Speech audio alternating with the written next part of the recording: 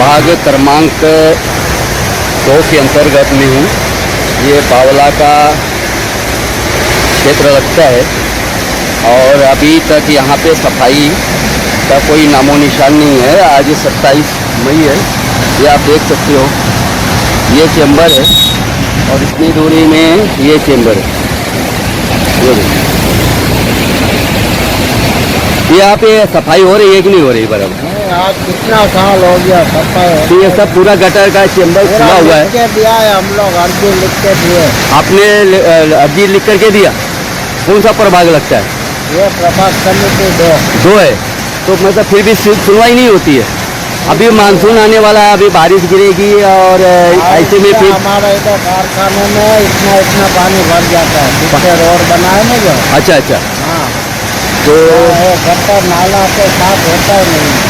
यहाँ पे कोई सफाई करने भी नहीं आता है और कुछ भी नहीं? वो झाड़ू मारने नहीं आता है, साफ करने। ढक्कन नहीं है आज, कम से कम 15 साल हो गया। इधर बताओ, इधर बताओ किधर है? ढक्कन नहीं है। हाँ ये देखो, हाँ भाई ये देखो ढक्कन नहीं है। ये इनका कहना है ये ढक्कन नहीं है। ये देखो पूरा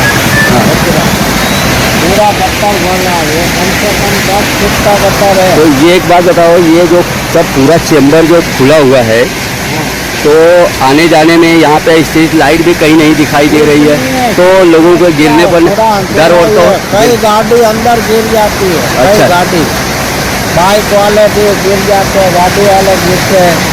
आने जाने का बहुत तकलीफ होता है बारिश में।